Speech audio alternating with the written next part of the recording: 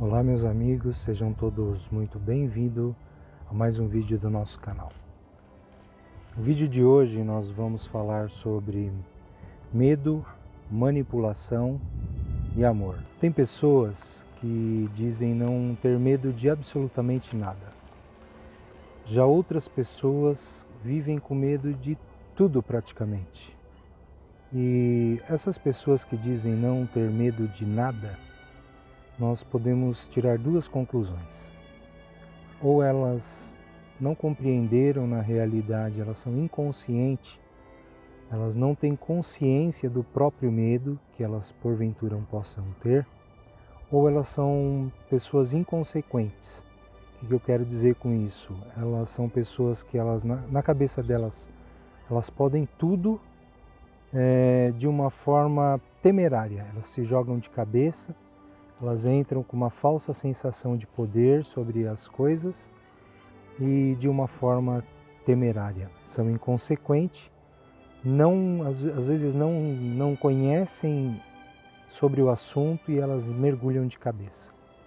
Já essas outras pessoas que têm medo de tudo, o que nós podemos dizer a respeito? Muitas pessoas elas deixam de viver pelo medo que elas têm. Algumas não saem às ruas por medo de serem atropeladas, de serem roubadas. Umas não vão à praia por medo do filho se afogar, por medo de que um raio caia sobre elas. Outras não viajam por medo de sofrer um acidente, atrapalha no próprio trabalho. Elas, com medo de arriscar, elas deixam de participar de alguns processos seletivos, deixam às vezes por medo do próprio fracasso, deixam de empreender,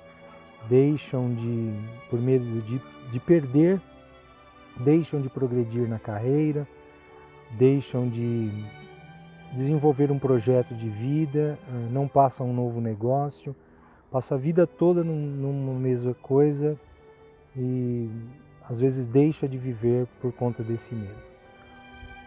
Dos questionamentos que eu quero trazer a vocês é: existe realmente um fracasso? Ou não existe esse fracasso? Na realidade, o fracasso ele não existe. Ele vai depender da forma que nós encaramos as coisas.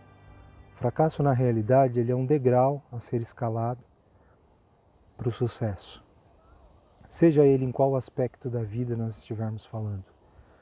O fracasso, na realidade, ele faz parte do aprendizado. Só que nós, como seres humanos, nós fomos educados desde a nossa tenra idade a não enfrentarmos problemas, a fugirmos dos problemas. Não que fosse errada a maneira dos nossos pais, dos nossos educadores, a nossa formação. Foi o que eles aprenderam e uma forma de nos proteger, nós fomos ensinados a não enfrentar os problemas. Sendo que os problemas, as provações que nós passamos, faz parte do nosso aprendizado como seres humanos, faz parte da nossa escalada, faz parte do nosso desenvolvimento. Assim como os nossos filhos vão à escola, aprende um conteúdo e passa por uma prova e é avaliado. Assim somos nós nas nossas vidas. Nós temos que aprender com os nossos erros para cada dia estarmos melhores. Um dia melhor que o outro. Para que assim um dia estejamos numa condição melhor do que iniciamos. Então, quanto mais nós treinamos, mais nós aprendemos a lidar com as situações. Então é natural que a vida vai nos proporcionar problemas, desafios, e nós vamos ter que ter habilidade emocional, espiritual, moral, para passarmos por cada uma dessas situações e sairmos melhores do outro lado. A vida é um aprendizado. Então eu fracassei em relação a quê? A que padrão? Quem impôs esse padrão? Então esse é um dos questionamentos, né? Outro medo que nós temos é o medo do desconhecido. Nós estamos habituados a ir pelo que todo mundo está fazendo. Mas todo mundo faz assim. Mas esse padrão saiu de onde? Quem disse que todo mundo está correto? Por que fazer o diferente está errado? Então, o que nós temos que, na realidade, é nos conhecer, conhecer dentro de si, analisar as nossas situações. Porque a ignorância, ela traz sofrimento, ela permite manipulações. Então, a partir de um momento que nós iniciamos nossa vida, nós estamos numa grande sala de aula. Nós vamos aprender até o dia que nós tombarmos o corpo e não mais existir como matéria. Nós somos provados e às vezes as notas não são tão boas, mas não significa que nós reprovamos. Nós vamos ter oportunidade de ressignificar, de recomeçar quantas vezes for necessário. Na escola nós fazemos exercício de fixação. E na vida é a mesma coisa. O importante é que sempre estejamos dispostos a estarmos melhores diante dos homens, diante de Deus e principalmente diante de nós mesmos. O que é o medo? O medo é uma reação fisiológica do nosso próprio corpo, do nosso organismo. Ele afeta o nosso emocional, a nossa mente, o nosso corpo.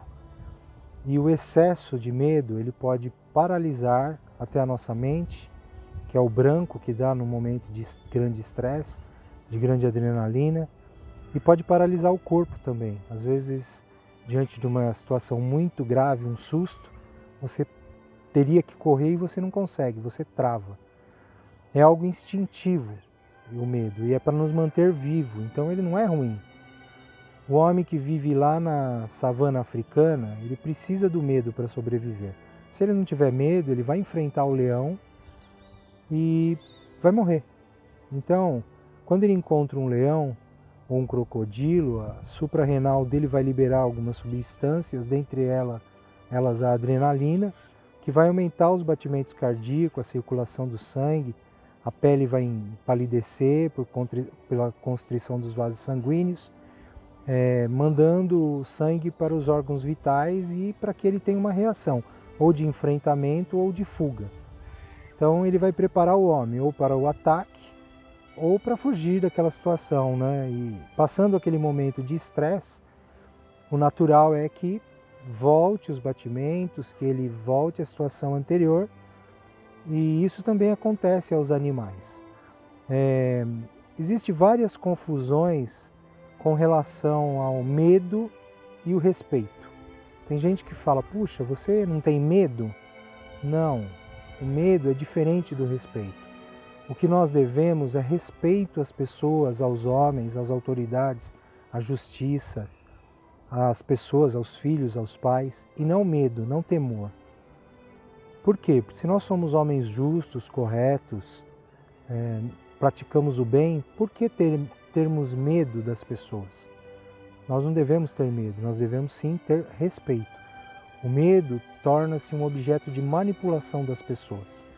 Então, às vezes a gente fala, eu não tenho medo dessa situação ou daquela.